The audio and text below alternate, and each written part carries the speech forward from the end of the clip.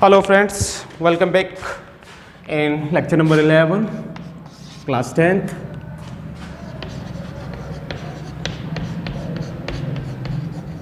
Tenth class में हम lecture number 11 में हैं।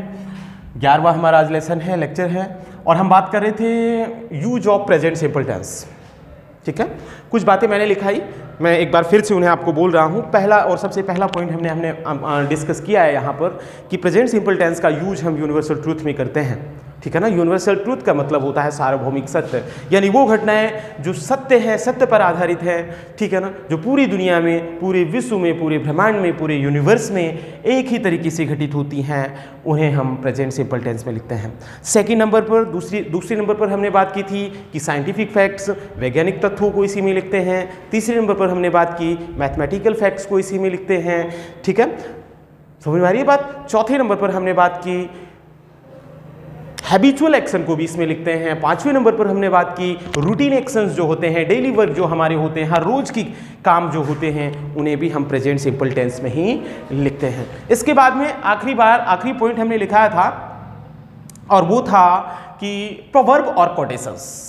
प्रोवर्ब और कोटेशंस के बारे में हमने आपको बताया। प्रोवर्ब मतलब कहावतें, मुहारे या लोकोक्तियां जो होती हैं, यानी प्रसिद्ध लोगों के कथन, उन्हें हम प्रेजेंट सिंपल टेंस में लिखते हैं।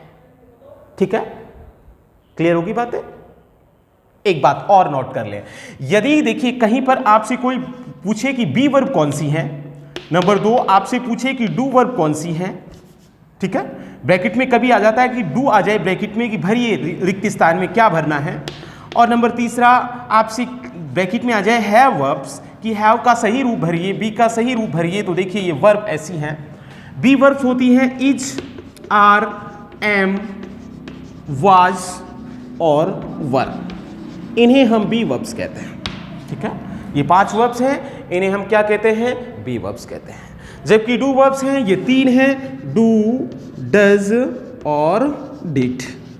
यदि कहीं ब्रैकेट में आ जाए डू वर्ब्स के बारे में, तो डू की 3 वर्ब कहलाती हैं जो डू वर्ब हैं, डू, डज और डिड। यदि हैव के बारे में हम बात करें तो हैव की ये 3 वर्ब होती हैं, हैज, हैव और हैड।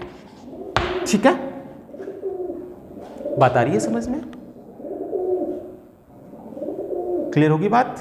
तो ये हैं, इन्हें आप नोट कर लें एक बार, बहुत काम की बातें हैं। आपसे कोई पूछे बता बी वर्ब कितनी है, तो बी वर्ब आप बता सकते हो कितनी है, ये 5 है। आपसे पूछे डू वर्ब कितनी है, तो कितनी है, ये 3 है। और आपसे पूछे हैव वर्ब कितनी है, हैव वर्ब कितनी है, 3 है। यानी टोटल वर्ब हो जाती है कितनी है, 11।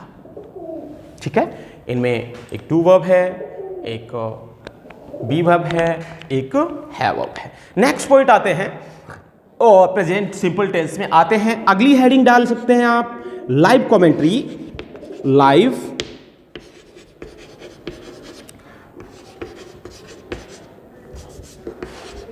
कमेंट्री।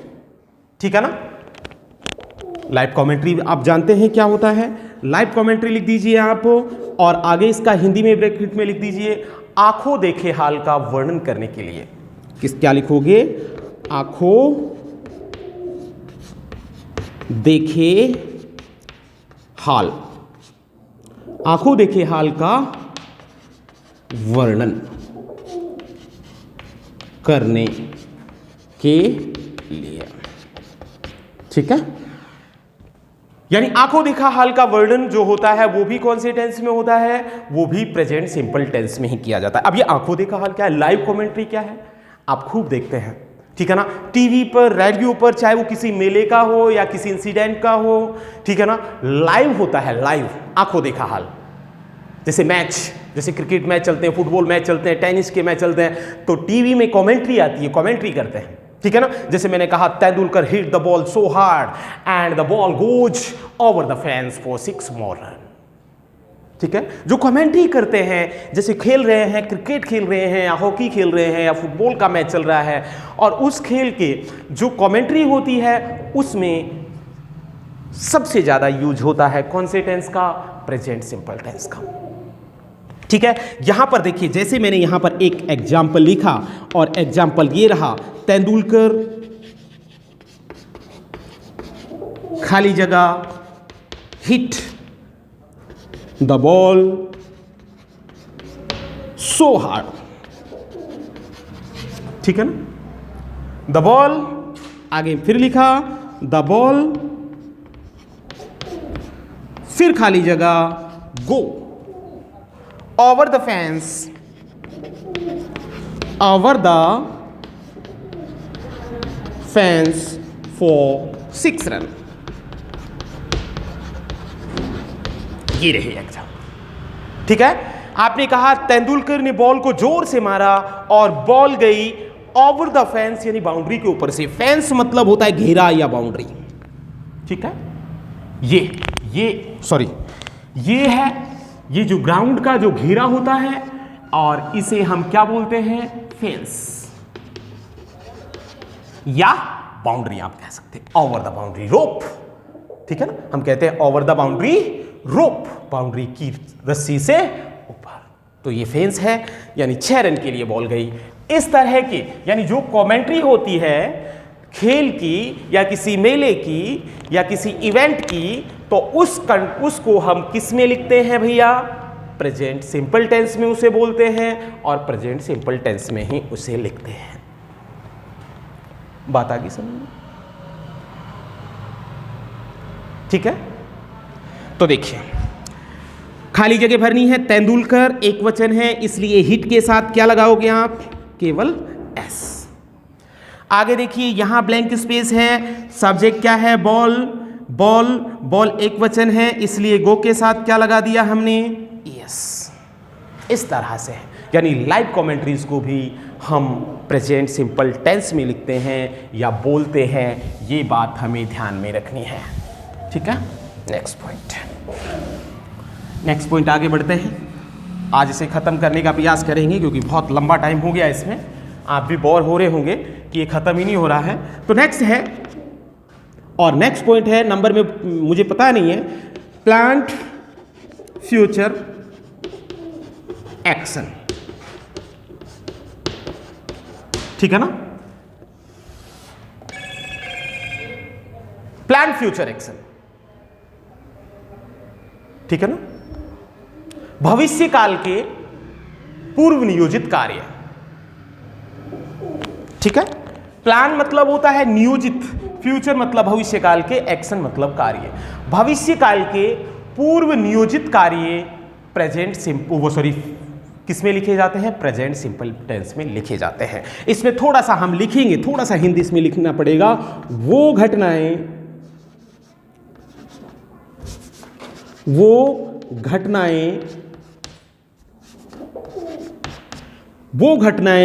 जो पूर्व नियोजित हो, वो घटनाएं जो क्या हो, पूर्व नियोजित हो,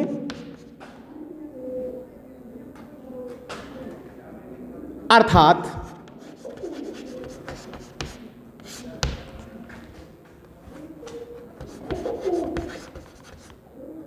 जिनका फिक्स टाइम टेबल हो। क्या हो, फिक्स टाइम टेबल, और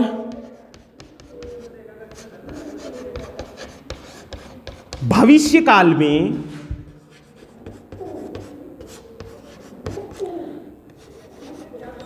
घटित होने वाली हो,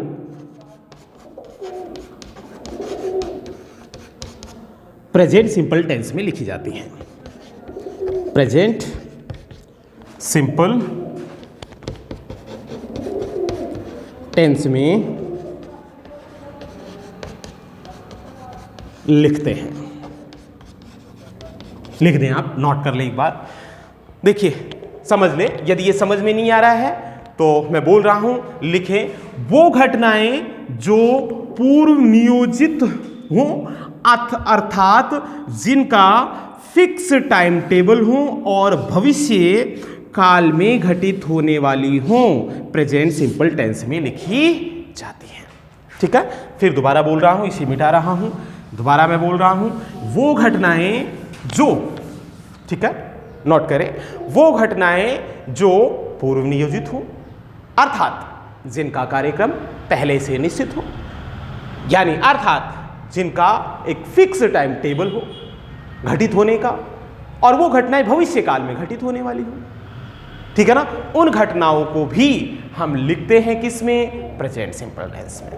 फिर मैंने कहा है, मैंने टेंस स्टार्ट करने से पहले आपसे कहा था कि प्रेजेंट टेंस का मतलब ये नहीं है कि प्रेजेंट का मतलब वर्तमान काल, यानी केवल इसमें वर्तमान की ही घटना लिखी जाती हैं, ठीक है। इसमें हम किसी भी टेंस की घटनाओं को, यानी इसमें भविष्य काल भी ये टेंस दर्शाता है, और वो उसका सबसे बड़ा एग्जाम्पल है,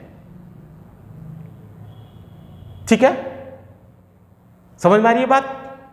लेकिन फिक्स टाइम टेबल वाली घटनाएं होनी चाहिए। जैसे मैंने यहां एग्जाम्पल लिखा, और ये एग्जाम्पल है, देखिए, मिस्टर मोदी यानी हमारा प्राइम मिनिस्टर विजिट मालाखेड़ा, ठीक है ना, tomorrow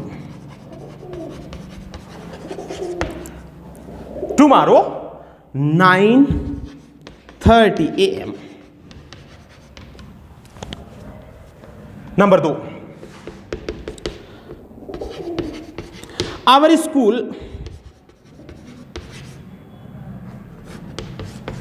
reopen at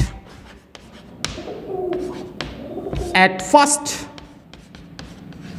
July 2011, ठीक है। फिक्स प्रोग्राम है कि कल 9:30 बजे मालाखेड़ा का दौरा करेगा कौन, mister Modi, our prime minister. Fix time table है उसका 9:30 बजे पहुंचने का। इसी तरह से ये है, हमारे स्कूल खुलेंगी कब, 1 जुलाई से। तो इस तरह से these type of sentence are written in present simple tense. Here are the verb show future time. यहां पर ये वर्ब फ्यूचर टाइम शो कर रही है, ये टाइम फ्यूचर बता रहा है, लेकिन लिख किस में रहे हैं हम, प्रेजेंट सिंपल में। तो ध्यान रखना है, प्लान्ड फ्यूचर एक्शन, भविष्य काल के नियोजित कार्य, पूर्व नियोजित कार्य, वो लिखे जाते हैं कौन से टेंस में, प्रेजेंट सिंपल टेंस में। तो यहां विजिट के साथ हो जाएगा क्या, विजिट्स, और यहां रीओपन का हो जाएगा क्या, रीओपन्स। ये है हमारा प्लान एक्शन। यदि कोई प्रॉब्लम है आप कमेंट में जा सकते हैं, लेकिन लिखना आपको पड़ेगा। मेरे वीडियो को आप जरूर देखें जो भी 10वीं क्लास में पढ़ रहे हैं। और अब नेक्स्ट और आखिरी पॉइंट है जो सबसे महत्वपूर्ण है, वो आपको लिखना है। इन्हें हम मिटा रहे हैं, नोट कर लिए होंगे आपने। नेक्स्ट देखिए, ठीक है ना। नेक्स्ट पॉइंट है with following adverbs, with following adverbs.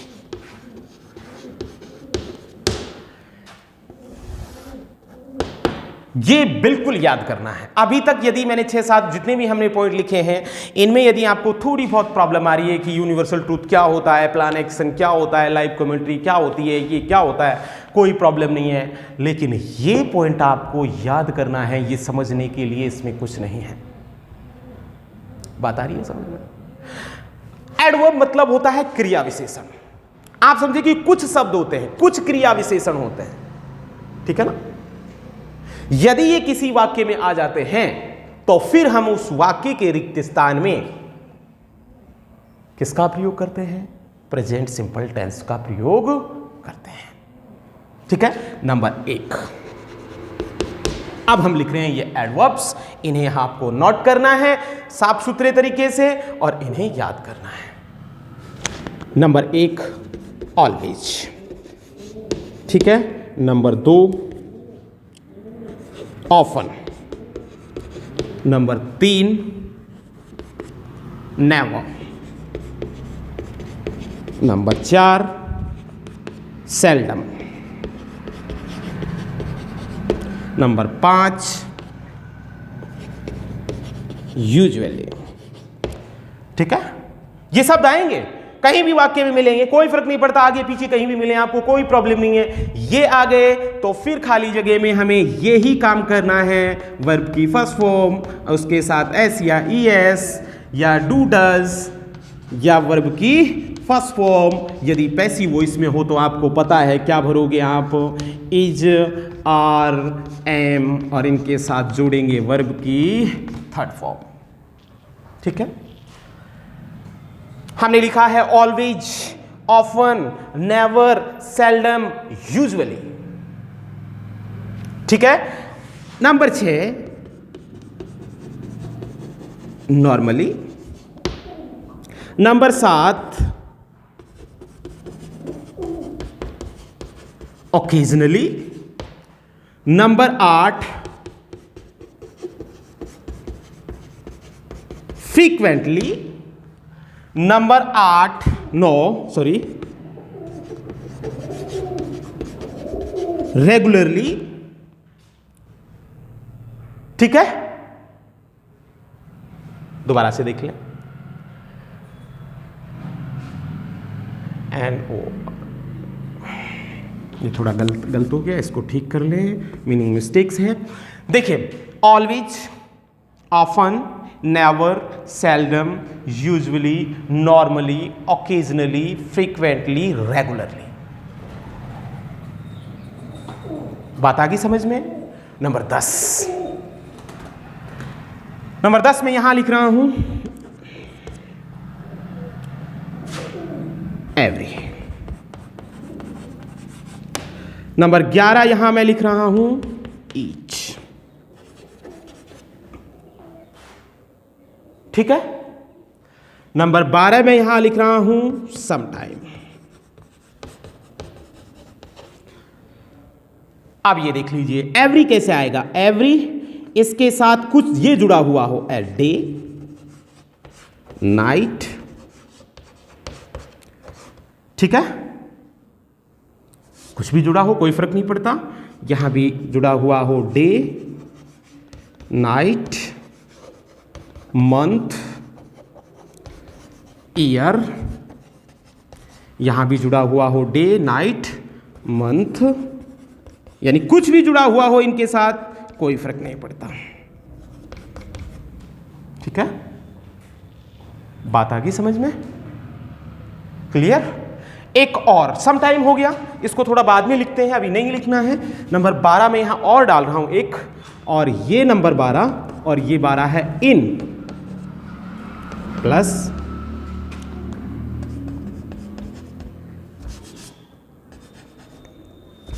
The morning, evening,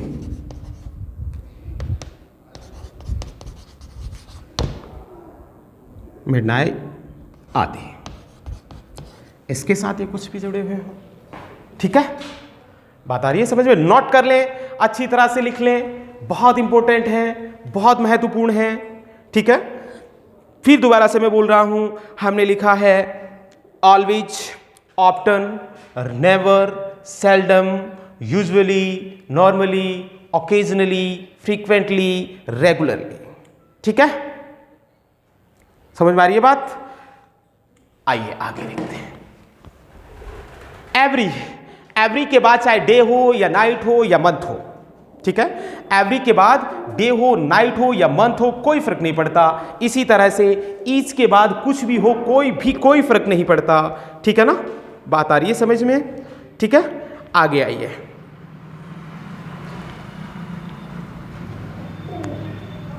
बात क्लियर? नेक्स्ट नंबर 13 एक और डाल लो, ऑन प्लस सॉरी यहाँ 13 यहाँ लिखें, यहाँ मैंने लिखा ऑन प्लस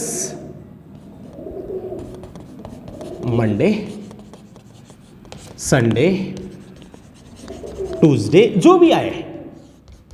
ठीक है, ऑन के बाद मंडे, ट्यूसडे कुछ भी आ जाए, कोई फर्क नहीं पड़ता, ये हम लिख देंगे। ठीक है, क्लियर होगी बातें? कितनी हुई? 13, नंबर 14 और नंबर 15, दो और लिखेंगे, अभी और हैं ये, लेकिन ज्यादा आपको अंदर नहीं जाना है, 15 ही मैं बता रहा हूं यहां पर। और जैसे जैसे मुझे याद आएंगे, आप लोगों को कोई सुझाव हो वो कमेंट में डालें, कमेंट में वो डालते रहें। ठीक है, मैंने लिखा है यहां पर सम टाइम। और एक महत्वपूर्ण छूट गई हमारे से, और वो क्या है? डेली। ये 14-15 एडवर्ब्स हैं जिन्हें आप याद करें, ठीक है, इन्हें आप याद करें और इन्हें आपको लिखना है। फिर ये कहीं भी आपको दिखे, ठीक है ना, कहीं पर भी आपको ये दिखे, किसी भी स्थिति में आपको दिखे, ठीक है ना, ये जहां भी दिखेंगी हमें एक ही टेंस का यूज करना है, और वो है कौन सा? Present simple tense. आइए 15 लिखे हैं। हाँ जी, एक बार फिर मैं रिपीट कर रहा हूं। Always, often, never, seldom, usually, normally, occasionally, frequently, regularly. Every के बाद कुछ भी जुड़ा आ जाए पीछे कोई फर्क नहीं पड़ता। डे आए, मंथ आए, ईयर आए, ठीक है ना। ईच के बाद कुछ भी जुड़ा हुआ हो कोई फर्क नहीं पड़ेगा, चाहे ईच डे आए, नाइट आए, मंथ आए, ईयर आए, कोई प्रॉब्लम नहीं है। इनके बाद मॉर्निंग, इवनिंग, मिडनाइट कुछ भी आए। इसी तरह से ऑन के बाद मंडे, संडे, ट्यूसडे, जो भी है दिन का नाम, डे, नेम ऑफ डे, कुछ भी आ जाए, ठीक है। ये जहां भी आए, जिस भी सेंटेंस में दिखे, रिक्त स्थान में हमें एक ही काम करना है, और वो भरना है वर्ब की फर्स्ट फॉर्म, वर्ब की फर्स्ट फॉर्म के साथ एस या ईएस, डू, डज या इज, आर, एम के बाद वर्ब की थर्ड फॉर्म, ठीक है। एक और छूटा है, एक 16 नंबर पर और आप लिख सकते हैं। एक और याद आया है मुझे, RARELY, रेयरली। अब आप कहेंगे सर इनकी हिंदी क्या है? तो हिंदी जानना ज्यादा आपके लिए आवश्यक नहीं है, क्योंकि हिंदी से हमें कोई मतलब नहीं है। वैसे आप जानना चाहे तो जान ले। ऑलवेज मतलब होता है हमेशा, ऑफन मतलब भी वही होता है अक्सर, नेवर मतलब कभी नहीं, सेल्डम मतलब मुश्किल से, यूजुअली का मतलब भी होता है अक्सर, नॉर्मली मतलब होता है सामान्यतः, ओकेजनली मतलब होता है कभी कभार, फ्रीक्वेंटली मतलब भी अक्सर, रेगुलरली मतलब होता है नियमित रूप से। तो ये सिंपल है, ठीक है ना। सम टाइम मतलब कभी कभी, और डेली मतलब होता है प्रत्येक दिन, और रेयरली का मतलब होता है वो ही मुश्किल से। रेयरली, सेल्डम, ये दोनों एक जैसे हैं, ये नेगेटिव वर्ड हैं, ठीक है ना, दोनों ही। तो ये आपको 15 या 16 जो हमने लिखे हैं, इनमें और जोड़ते रहेंगे। 4-5 लाइन आप खाली छोड़ सकते हैं, बाद में जो जो भी चीज़ें याद आती रहेंगी, आपको कुछ आए तो आप भी कमेंट करें, आप भी मुझे बताएं, ठीक है ना, जिससे मुझे पता चल सके। मिटा दूँ इन्हें, देखिए। तो ये है आपका प्रेजेंट सिंपल टेंस का correct form of the verb के कुछ नियम जो कि आपको याद करने हैं। देखिए अब एग्जाम्पल कैसे आएंगे वो मैं बताता हूं, ठीक है।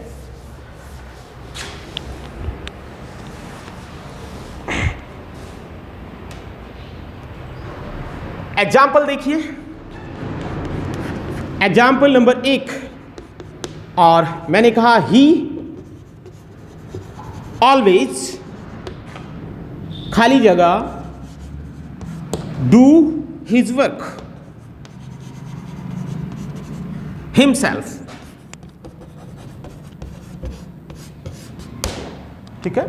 एक सेंटेंस हमने लिखा कि वह अपना काम हमेशा स्वयं करता है, खुद करता है, ठीक है। क्या आया आपको, क्या दिखा इसमें? ऑलवेज दिखा। बस ऑलवेज दिखना चाहिए, आप कर देंगे। आपको मालूम चल गया है कि इसमें कौन सा टेंस भरना है, आपको पता है कौन सा भरेंगे। प्रेजेंट सिंपल टेंस, कर्ता एक वचन, डू है, डू के साथ ओ आ रहा है इसलिए लग जाएगा क्या? ES, डज हो जाएगा। बात समझ में आ रही है बात? इसी तरह से ये एडवर्ब आपको मिलेंगे और देख लीजिए, ठीक है। एग्जाम्पल नंबर 2 मैंने लिखा ही नेवर, मैंने ये लिखा सी नेवर स्पीक ट्रूथ, वो कभी सच नहीं बोलता, ठीक है, वो कभी सच नहीं बोलता। सिंपल सा है, आपको दिखा है, क्या मिला है इसमें? नेवर मिला है। नेवर मिला है तो स्पीक के साथ क्या लगाएंगे? आपको पता है स्पीक के साथ क्या लगा देंगे हम? एस लगा देंगे। बहुत सिंपल सी बात है। तो ये शब्द है, ये वर्ड्स है, ये कई बार आपको दिखेंगे। ये एडवर्ब हैं, अक्सर इनमें से एग्जाम में पूछे जाते हैं। ये बिल्कुल हमें याद करने हैं। 15-16 हमने लिखे हैं, लगभग और लिखेंगे 2-4 इनमें, ठीक है ना। जो भी आपकी तरफ से जो भी सुझाव आएंगे, ठीक है ना, जो भी मुझे लगेगा इसमें और हम ऐड करेंगे। अभी ये ना समझे कि यही हैं, लेकिन अभी आपको ये 16 याद करने हैं, उंगलियों पे याद होने चाहिए, तब जाके काम चलेगा, ठीक है। इस तरह से ये एडवर्ब्स, ये शब्द कहीं भी मिले, एडवर्ब का मतलब होता है क्रिया विशेषण, ये कहीं पर भी आपको मिले, यूज करना है हमें कौन सा, प्रेजेंट सिंपल टेंस का। लेकिन एक प्रॉब्लम है और वो प्रॉब्लम मैं यहां पर आपसे शेयर कर रहा हूं, ध्यान रखें, समझने का प्रयास करें। अभी हमने कहा ऑलवेज, पहला एडवर्ब है एक। ऑलवेज का देखिए दो टेंसों में यूज होता है, ठीक है। ऑलवेज का प्रयोग मैं आपको बता रहा हूं, दो टेंसों में यूज होता है ये। ऑलवेज का प्रयोग हम प्रेजेंट सिंपल में भी करते हैं, प्रेजेंट सिंपल में भी करते हैं, और ऑलवेज का यूज हम प्रेजेंट कंटिन्यूअस में भी करते हैं, प्रेजेंट कंटिन्यूअस में भी। बाकी एडवर्ब में ऐसा नहीं है, बाकी जो भी एडवर्ब मैंने आपको लिखाए हैं उनमें नहीं है। वो जब भी आपको दिखे आपको फटाक से प्रेजेंट सिंपल टेंस का करना है। लेकिन यदि ऑलवेज कहीं आए तो ऑलवेज में जरूरी नहीं है प्रेजेंट सिंपल टेंस का ही प्रयोग होगा, ऑलवेज में प्रेजेंट कंटिन्यूअस टेंस का भी प्रयोग हो सकता है। अब कैसे पता चलेगा कि प्रेजेंट सिंपल टेंस का यूज करें या प्रेजेंट कंटिन्यूअस का करें? इसके लिए छोटी सी बात आपको याद रखनी होगी, और वो बात ये है, वो मैं यहां नोट करा रहा हूं, यहां पर लिख रहा हूं। प्रेजेंट सिंपल टेंस में कब यूज होता है? इन पॉजिटिव सेंस, इन पॉजिटिव सेंस, ठीक है। जबकि प्रेजेंट कंटिन्यूअस टेंस में होता है कैसे? इन नेगेटिव सेंस। अब कहेंगे साहब नहीं बैठा समझ में, कोई बात नहीं है, समझ लीजिए, ठीक है। समझ में आया क्या आपको? नहीं आया? आया तो बताइए। Always, always is used both tenses, present simple tense और present continuous tense. But in present simple tense always is used in positive sense, and in present continuous tense always is used in negative sense. Sense मतलब होता है भाव। Positive में, positive meaning में हम use करेंगे तो प्रेजेंट सिंपल टेंस का यूज होगा। लेकिन यदि सेंटेंस का अर्थ नेगेटिव जा रहा है तो हम यूज करेंगे कौन सा? Present continuous tense. जैसे मैंने कहा, ठीक है, जैसे मैंने एक सेंटेंस बोला कि वह हमेशा अपनी पत्नी को पीटता रहता है, ठीक है। समझ में आ रही है बात? मैंने कहा कि वो हमेशा स्कूल समय पर आता है, ये अच्छा काम है बुरा काम है? अच्छा काम है। अच्छा काम है तो कौन सा टेंस यूज करेंगे? Present simple tense. बुरा काम हो रहा है तो कौन सा यूज करेंगे? Present continuous tense. मैंने कहा वो अक्सर लेट आता है, वो अक्सर देरी से आता है। He is always getting late, he always coming late. उसे अक्सर देरी हो जाती है। देरी होना गलत बात है, टाइम पे आना चाहिए, यानी गलत बात है, यानी नेगेटिव सेंस में है ये सेंटेंस कि वह अक्सर देरी से आता है। मैंने कहा he is always coming late, ठीक है। सॉरी, दोबारा से लिखते हैं, ही इज ऑलवेज